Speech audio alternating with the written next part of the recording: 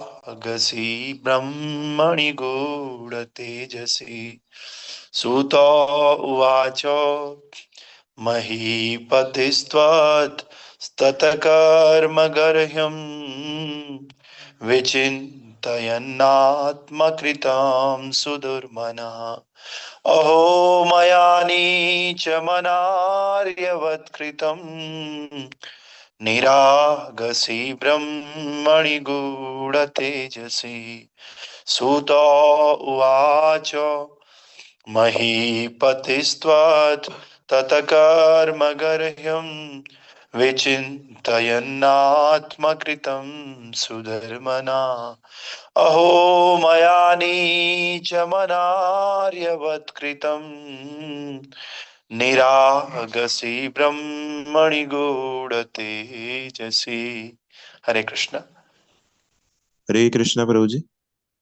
सूतवाच महीपतस्तत्कर्म गर्हम् विचिन्तयन्नात्म विचिन्तन विचिन्तयन्नात्म कृतं सुधर्मना अहो मया नीच मनार्यवत्कृतं निरागसे ब्रह्मणि भूत तेजसी।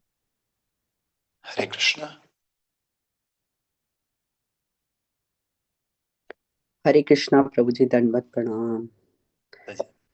सूत उवाच महीपतिस् महीपतिस्तवत् महीपतिस्तवतस्तत्कर्म तत्कर्म गृहं विचिन्तन्यत नृतं सुदुर्मनः अहो माया नीचमनार्यवत्कृतं निरागसी ब्रह्मणि गूढ़चेतसी। हरे कृष्णा।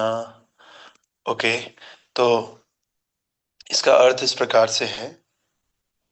शिला सूत गोस्वामी ने कहा, घर लौटते हुए राजा यानी कि महाराज परीक्षित ने अनुभव किया। क्या अनुभव किया इन्होंने? कि उन्होंने निर्दोष तथा शक्तिमान ब्राह्मण के प्रति अत्यंत जघन्य तथा अशिष्ट व्यवहार किया है। फलस्वरूप फलस्वरूप वे अत्यंत उद्विग्न थे। तो क्या कह रहे हैं? सूत गोस्वामी बता रहे हैं हमें कि राजा ने मरा हुआ सांप तो डाल दिया, लेकिन जब घर लौट रहे थे महाराज परीक्षित, तो उन्होंने अनुभव किया कि उन्होंने तो ब्राह्मण के प्रति बहुत अपराध कर दिया है और उनका व्यवहार भी अच्छा नहीं है ब्राह्मण के प्रति। तो फलस्वरूप वे अत्यंत उद्विग्न थे। उद्विग्न मतलब बहुत बेचैन थे, बेचैन हो रही थे। कभी कभी आप गुस्से में कुछ बोल जाते हो किसी के प्रति, चिल्ला जाते हो किसी पे, लेकिन उसके बाद क्या लगता है? हाँ, वो उसी को लगता है जो वास्तव में अच्छा व्यक्ति है। जो बेकार व्यक्ति है उसको चिल्लाने के बाद भी नहीं लगता है। उसको इतनी समझ नहीं, उतना ज्ञान नहीं होता कि मैं तो कुछ कर नहीं रहा हूँ, ऊपर से मैं चिल्ला रहा हूँ। तो इसलिए क्योंकि परीक्षित महाराज बहुत अच्छे भक्त थे, बहुत अच्छे राजा थे, बहुत अच्छे नागरिक थे, तो इसलिए इनको ऐसा लगा, बहुत बेचैन होने लगे कि मैंने बहुत बुरा व्यवहार कर दिया, क्योंकि संस्कारी थे, बहुत संस्कारी बचपन से। और सोचो, अर्जुन और पांडव पांडवों के वंशज थे, तो पांडवों के वंशजों में संस्कार होना स्वाभाविक है। तो तात्पर्य भाई अर्चनीय वंदनीय प्रातः स्मरणीय जगत कृष्ण प्रभुपाद जी द्वारा प्रभुपाद की जय। प्रभुपाद बता रहे हैं, शक्तिमान एवं निर्दोष ब्राह्मण के साथ अपने आकस्मिक अभद्र व्यवहार से पवित्र राजा अत्यंत दुखी हुए, बहुत दुखी हो गए। ऐसा पश्चाताप राजा जैसे उत्तम व्यक्ति के लिए ही स्वाभाविक है, और ऐसे पश्चाताप से भक्त आकस्मिक किए हुए पापों से उबर जाता है। तो प्रभुपाद भी यही बता रहे हैं कि ऐसा पश्चाताप भी हर कोई नहीं करता, वही करता है जो राजा के जैसा उत्तम व्यक्ति हो। तो हम सबको प्रयास करना चाहिए उत्तम व्यक्ति बनने का, क्योंकि मूर्खों की तो दुनिया में लाइन लगी हुई है, गधों की तो लाइन लगी हुई है। हमें उत्तम व्यक्ति बनने का प्रयास करना चाहिए। और ऐसे पश्चाताप करने से क्या होगा? कोई लोग बोलते हैं कि अब पछतावे से क्या होगा, पछताओ मत। नहीं, प्रभुपाद बता रहे हैं, पश्चाताप करने से हम लोग पापों से उबरते हैं। जैसे बोलेगा ठीक है, सॉरी बोलने से क्या हो रहा है, ठीक है माफी मांगने से क्या हो रहा है, अब जो कर लिया तो कर लिया। नहीं, माफी मांगने से, सॉरी बोलने से, पश्चाताप करने से जो पाप आपने किया है ना, वो पाप खत्म हो जाते हैं। वो व्यक्ति अगर आपको माफ कर दे, तो उस व्यक्ति के माफ करने से आपका वो पाप कर्म खत्म हो जाएगा, आपको भोगना नहीं पड़ेगा। इसीलिए माफी। जो जो अकड़ता है वो बाद में अकड़ता है, फिर वो कैसे अकड़ता है? बीमारियों से अकड़ता है और पाप से जकड़ता है। तो जो माफी मांग लेता है, पश्चाताप कर लेता है, वो धीरे धीरे पापों से खत्म हो जाता है।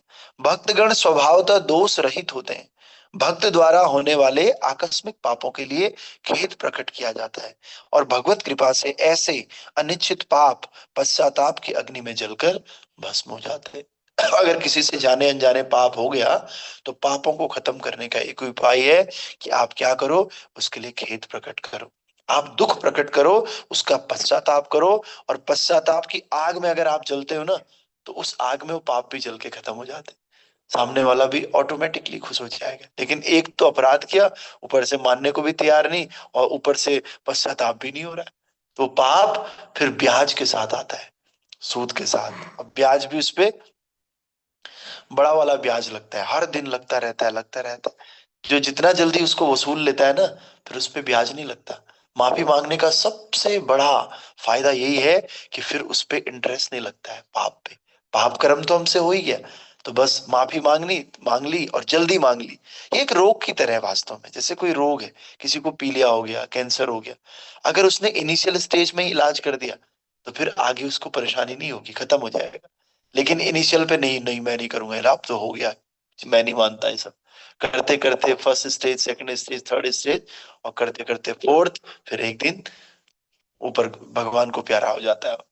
समझ रहे? तो इसीलिए हमें कुछ कुछ चीजों को छोटे लेवल पे ही खत्म कर देना चाहिए। हमें पता लग रहा है कि हमारी आदतें खराब हो रही हैं, शुरू में ही उन आदतों को दबाने का प्रयास करो, पूरा प्रयास कर दो कि कैसे मैं इन आदतों को सुधारूं। लेकिन जब ये आदत है, जब स्वभाव का रूप ले लेती है, इनको बदलना बहुत मुश्किल होता है। इसीलिए आदत के लेवल पे ही इनको सुधार लो, प्रयास करो। ठीक है, तो अगला श्लोक इस प्रकार से है। ध्रुवं ततो मे कृतदेव हेलनात् दुरत्ययं व्यसनं नाति दीर्घात् तदस्तु कामं हि घनिष्कृताय मे यथा न कुर्यां पुनरेव मद्धा। राजा परीक्षित ने सोचा कि भगवान के आदेशों की अवहेलना करने से मुझे आशंका है कि निश्चित रूप से निकट भविष्य में मेरे ऊपर कोई संकट आने वाला है। अब मैं बिना झिझक के कामना करता हूं कि वही संकट कभी भी आ जाए, क्योंकि इस प्रकार मैं पाप कर्म से मुक्त हो जाऊंगा और फिर ऐसा अपराध कभी नहीं करूंगा।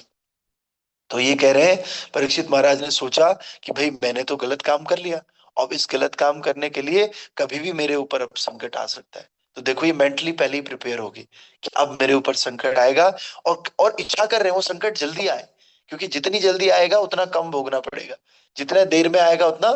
हर चीज का यही है, आप सुबह उठ करके जितनी जल्दी माला कर लोगे उतना जल्दी आपका काम हो जाएगा। जितनी जल्दी आप अपनी ड्यूटी पे पहुंच जाओगे, जितनी जल्दी आप अपना काम कर लोगे उतना आसान होगा। जितना देर देर होता रहेगा उतना वो कॉम्प्लिकेटेड बनता रहेगा। बस बीमारी हो, स्कूल का काम हो, कॉलेज का हो, बिजनेस का काम हो, कोई भी काम क्यों ना हो, या माला करने का भक्तिमय काम हो, ये सब अगर आपने टाइम पे कर दिया, पहले कर दिया, तो फिर ये बहुत आसान हो जाता है। और ये आपने धीरे धीरे, नहीं बाद में थोड़ी देर और बाद, ये करते करते आज करे सो काल कर, काल करे सो परसों, और काम वैसा का वैसा रह जाएगा, चाहे बीत जाए बरसों। बहुत बरसों बीत जाएंगे, फिर काम हो नहीं पाएगा अच्छे से। तो इसीलिए हम सबको समय का सदुपयोग करना चाहिए। तो आइए, तात्पर्य में प्रभुपाद जी कह रहे हैं, परमेश्वर का देखो कितने महान भक्त हैं। कह रहे हैं जल्दी जल्दी आए, कितनी अच्छी समझ है इनकी, इनका नॉलेज कितना क्लियर है कि जल्दी आए, जल्दी आएगा तो मैं जल्दी संकट से मुक्त हो जाऊं। हम होते, हम बोलते नहीं नहीं अभी नहीं, बाद में, अरे बाद में, बाद में, बाद में, टालते टालते जाते हैं हम लोग काम को। तो तात्पर्य बाय अर्चनीय वंदनीय प्रातः स्मरणीय जगत गुरु श्री प्रभुपाद जी द्वारा, श्री प्रभुपाद की जय। परमेश्वर का आदेश है कि ब्राह्मणों और गायों को पूरी संरक्षण प्रदान करना चाहिए। भगवान स्वयं ब्राह्मणों तथा गायों की भलाई करने वाले हैं। महाराज परीक्षित ये सब जानते थे, अतः उन्होंने ये निष्कर्ष निकाला कि उनके द्वारा एक तेजस्वी ब्राह्मण का अपमानित किया जाना निश्चित रूप से भगवान के नियमों के विरुद्ध था, और वे निकट के भविष्य में किसी भयंकर संकट की आशंका कर रहे थे। अतः वे चाह रहे थे कि जो कुछ भी होना है ना तुरंत हो जाए, किंतु उनके परिवार वालों को कुछ ना हो। ये भी सोच रहे हैं कि जो कुछ होना हो मुझे हो, मेरे परिवार वालों को ना हो। और परिवार कौन है इनका? पूरी प्रजा। कह रहे पूरी प्रजा को कुछ ना हो, मुझे हो जाए। और हम क्या सोचते हैं, हम सोचते हैं कि औरों को हो जाए पर मैं बचा रहा हूं। तो मनुष्य का दुर्व्यवहार उसके पूरे परिवार के सदस्यों को प्रभावित करता है, और एक मनुष्य अगर दुर्व्यवहार करता है ना, तो उसका पूरा परिवार उसका फल भोगता है। इसीलिए प्रभुपाद कहते हैं और संत बताते हैं कि सबको मिलकर कीर्तन करना चाहिए, परिवार वालों को। एक व्यक्ति भी अगर परिवार में आपके कल्चर के अगेंस्ट जा रहा है, तो पूरा परिवार का नाश हो जाता है उसमें। इसीलिए परिवार के व्यक्तियों का बड़ा प्रभाव पड़ता है। इसलिए हमें कैसे परिवार में रहना चाहिए, परिवार को किस प्रकार सुधारना चाहिए, ये परिवार के मुखिया का जो है कर्तव्य है कि उसे क्या करना चाहिए, अपने परिवार को बहुत अच्छे से रखना चाहिए, उसकी प्रगति के लिए चिंता करना चाहिए। इसीलिए महाराज परीक्षित ने कामना की कि विपत्ति केवल अकेले उन्हीं पर आए, उनके परिवार पर ना आए। वे स्वयं कष्ट भोग कर भावी पापों से बच जाएंगे, और साथ ही उन्होंने जो पाप किया है उसका निराकरण भी हो जाएगा, जिससे उनके वंशजों को कष्ट नहीं भोगना पड़ेगा। एक जिम्मेदार भक्त इसी प्रकार से सोचता है। भक्त के परिवार के सदस्य भी भक्त द्वारा भगवान की सेवा के प्रभावों का लाभ उठाते हैं। महाराज प्रहलाद ने अपनी भक्तिमय सेवा से अपने असुर पिता को बचाया था। परिवार में भक्त संतान का होना भगवान का सबसे बड़ा वरदान है। आप सब लोग इस बात को आज समझिए, किसी भी परिवार में एक व्यक्ति अगर भक्त होता है ना, तो उससे बड़ा कोई वरदान दूसरा है नहीं। क्यों? क्योंकि उसकी भक्ति का जो प्रभाव है वो पूरे परिवार वालों को मिलता है। लेकिन एक व्यक्ति अगर अभक्त हो गया ना परिवार में, तो उससे बड़ा श्राप भी कोई नहीं। तो इसलिए हम सबको प्रयास करना चाहिए भक्ति करने का। अगर हम भी भक्ति हो गए तो हम अपने माँ बाप और परिवारजनों का सबका उद्धार कर लेंगे। लेकिन अगर अभक्त हो गए तो अपनी नैया तो डुबाएंगे, साथ साथ अपने माँ बाप का भी नैया डुबा देंगे। तो इसीलिए प्रहलाद भक्त हमेशा यही सोचता है कि मेरा परिवार ठीक रहे, मुझे कष्ट आ जाए लेकिन औरों को कष्ट न आए। लेकिन कई बार लोग इसका फायदा उठाते हैं। तो इसीलिए जैसे उदाहरण दे रहे महाराज प्रहलाद, प्रहलाद महाराज ने कितने कष्ट उठाए, लेकिन फिर भी लास्ट में वो अपने पिताजी को क्या बोलते हैं, पिताजी को कहते हैं कि भैया भगवान इनका भी उद्धार कर दो, आप बस आप मेरे पिताजी को माफ कर दो। तो भक्त ऐसे ही होते हैं। लेकिन पिताजी क्या सोच रहे हैं, पिताजी सोच रहे हैं ये तो मेरे अगेंस्ट है, ये तो मेरी मानता ही नहीं है। ऐसे ही अभक्तों को लगता है परिवार में कि देखो ये भक्त है, भक्ति कर रहा है और मेरी नहीं मान रहा है, ये मुझे नहीं जानता है। लेकिन उन्हें ये पता नहीं है कि वास्तव में उस भक्त की वजह से ही तुम बचे हुए हो।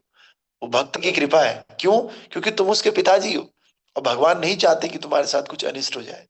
तो भक्त के साथ रिलेशन होना ये भी एक बहुत बड़ा वरदान है। ये बहुत बड़ा सौभाग्य है कि हम भक्त के बेटे हैं, भक्त के पति हैं, भक्त के पिताजी हैं, इस तरह से। ठीक है। तो आप सब लोग जो है इस प्रकार से कोशिश कीजिए भक्त बनने का, ताकि आपके जितने भी रिश्तेदार हैं, सब जितने भी परिवारीजन हैं, उनको भी बेनिफिट मिल सके, फायदा मिल सके। ठीक है। ग्रंथराज श्रीमद् भागवत महापुराण की जय। और एक और बड़े अपराध से हमें बचना है, किसी भी भक्त के प्रति हमें अपराध नहीं करना है, चाहे कुछ भी हो जाए। गाय के ऊपर अपराध नहीं करना है, ब्राह्मणों के ऊपर अपराध नहीं करना है, और भक्त के ऊपर अपराध नहीं करना है। ये अपराध हमें बहुत बड़े बड़े संकट में डाल सकता है। तो इसलिए आप सब लोग भक्ति करने का प्रयास करो, और भक्तों का आदेश का पालन करो, भगवान के आदेश का पालन करो। और जो ये भगवान का सिस्टम है ना, पाप और पुण्य का सिस्टम, भक्ति का सिस्टम, वैदिक जो स्क्रिप्चर्स में इनका वर्णन है, इन सबको आप जो है समझने का प्रयास करो, और भक्तों का सपोर्ट करो। जो भक्त भक्ति को फैला रहे हैं उनका सपोर्ट करो, उनके साथ मिल करके भक्ति का प्रचार करो। क्योंकि धीरे धीरे कलयुग में अभक्ति का प्रचार तो अपने आप ही होने वाला है। तो इसलिए हमें भक्ति का सहयोग करना है, भक्ति का प्रचार, भक्ति का प्रचार प्रसार करना है, तब जाकर के हमारा जीवन सफल होगा। तो आप सभी भक्तों का स्वागत है। गौर पूर्णिमा भी आने वाली है, चैतन्य महाप्रभु का प्राकट्य है। तो आप सब लोग उसके लिए भी तैयार रहिए, और चैतन्य महाप्रभु के कुछ लेक्चर्स सुनते रहिए फिलहाल, जिससे कि एक चेतना बन सके। क्योंकि चैतन्य महाप्रभु बहुत दयालु भगवान है इस कलयुग के, वही हमारी विपदाओं को दूर करेंगे। और भगवान से कृष्ण तो एक बार अंतर करते हैं, पक्षपात करते हैं, भक्तों को और अभक्तों को अलग अलग ट्रीटमेंट देते हैं। लेकिन चैतन्य महाप्रभु तो भक्त अभक्त कुछ नहीं देखते। वो तो सबका उद्धार करते हैं, और किसी को मारते नहीं। और अवतार तो मारते हैं, कोई चक्र से मारता है, कोई तीर, राम जी तीर धनुष से मारते हैं, और कृष्ण ने भी मारा असुरों को बिना तीर तलवार के ही। है नहीं, छकड़े से ही मार दिया। कई बार बैल बैल बन के असुर आया तो ठाकुर जी ने उसको ही मार दिया। लेकिन चैतन्य महाप्रभु ऐसे अवतार हैं जिन्होंने किसी को मारा नहीं। क्यों नहीं मारा, इसके पीछे बहुत कारण है, बहुत बड़ा कारण है। तो देखो, भगवान हमारी मदद करना चाह रहे हैं हर तरफ से, अवतार ले रहे हैं, अवतार लेके शिक्षा दे रहे हैं। शिक्षा से नहीं समझ पाए तो भगवत गीता छोड़ के जा रहे हैं कि चल भाई ये भगवत गीता से तुम लोग सीख जाओगे। भगवत गीता से भी नहीं सीखे तो भगवान चैतन्य महाप्रभु फिर अपने आप ही भक्त के रूप में आ जाते हैं। जैसे कई बार कोई छोटा बालक होता है, उसको बोलते हैं लिखो, ABCD लिखो, वो नहीं लिख पाता है, तो टीचर क्या करता है, टीचर अपने ऊपर से नीचे आता है, उस बच्चे के पास आता है, आगे से आकर के खुद उसके सामने लिखता है हाथ पकड़ कर। तो चैतन्य महाप्रभु ऐसे ही पहले क्या करते हैं, भगवान अवतार के रूप में आते हैं, फिर भगवान भगवत गीता के रूप में आते हैं, ग्रंथों के रूप में, और फिर भक्तों के रूप में आते हैं। और जब ये सब कुछ से नहीं होता है तो भगवान खुद ही भक्त के रूप में आते हैं कलयुग में। तो वही चैतन्य महाप्रभु है, इसीलिए परम दयालु है और सब अवतारों के सार शिरोमणि है चैतन्य महाप्रभु। तो इसके ऊपर हम चर्चा करेंगे शाम को भी। अब एक ही हफ्ता बचा हुआ है, एक हफ्ता भी पूरा नहीं, तो इसमें हम चैतन्य महाप्रभु की ग्लोरीज भी सुनेंगे। तब तक के लिए आप सब भक्तों का बहुत बहुत धन्यवाद। इसी प्रकार आइए अभी मंगला आरती करेंगे और फिर हम आगे बढ़ेंगे। संसार